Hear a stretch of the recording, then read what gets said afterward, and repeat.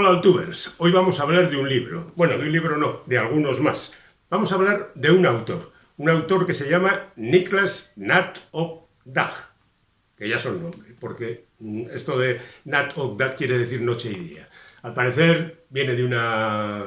familia de rancio abolengo, de mucha historia dentro de Suecia y que fue protagonista en su momento de algunas circunstancias históricas que nosotros desconocemos en absoluto, porque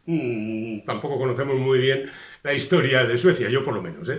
Supongo que hay especialistas en esa historia, pero yo no la conozco, así que me creo todo lo que me cuenten con respecto a su historia.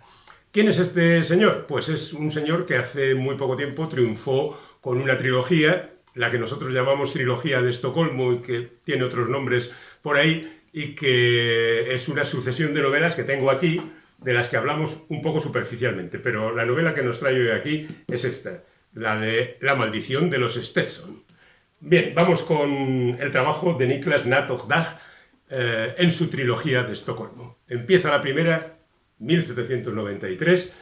con una historia muy de novela negra, al estilo de la actual. Lo digo esto porque aquí, al margen de las circunstancias históricas de finales del siglo XVIII, hay un asesinato, aparece un cadáver, se encarga el trabajo a un inspector de policía que tiene mucha relación con los inspectores e investigadores de los últimos tiempos en la zona nórdica, es decir, es un tipo con un historial, con un presente un tanto arrumbado por las circunstancias, un tipo complicado y que se ha vuelto escéptico porque es un veterano de guerra y la verdad es que eso le ha hecho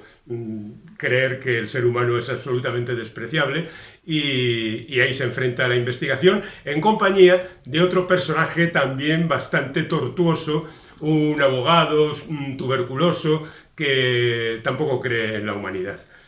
Y la historia se desarrolla en los términos habituales de las novelas negras nórdicas, pero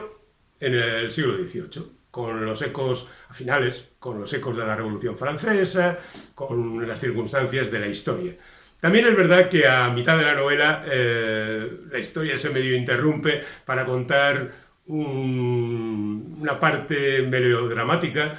un poco al estilo del Estudio en Escarlata de Conan Doyle, que de repente nos cuentan la historia de lo que ocurrió en Estados Unidos y que luego todo se suma a la investigación. Bueno, pues por ahí iría el asunto.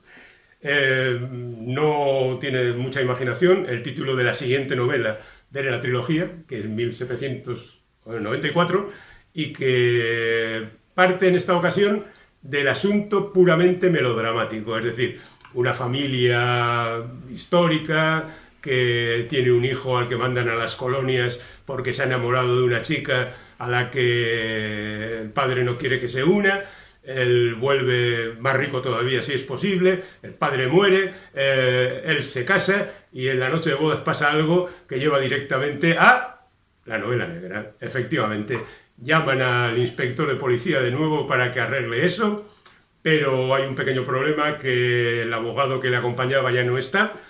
y es su hermano pequeño el que se ocupa de la investigación, prácticamente con las mismas características. Bueno, y luego hay una tercera parte, que es 1795, donde a todo lo que hemos hablado pues se suma otras circunstancias históricas que pasan, por ejemplo, por un afán desmesurado de las diferentes facciones que gobiernan o tratan de gobernar. Hay cuestiones políticas y hay, por supuesto, el típico malo, súper malo, que es el que ha urdido toda la trama para conseguir el poder. Pero ahí están nuestros héroes para acabar con sus esperanzas. Bueno, todo esto es el pasado, porque lo que nos trae ahora aquí es hablar de esta nueva novela, La maldición de los Stetson,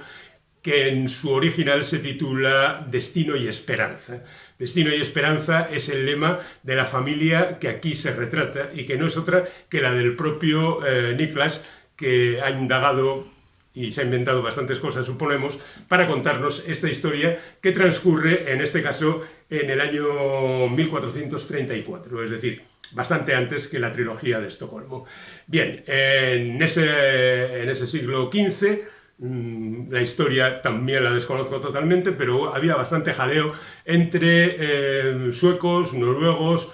daneses principalmente, y no hablemos ya de los alemanes. Y hay aquí conspiraciones,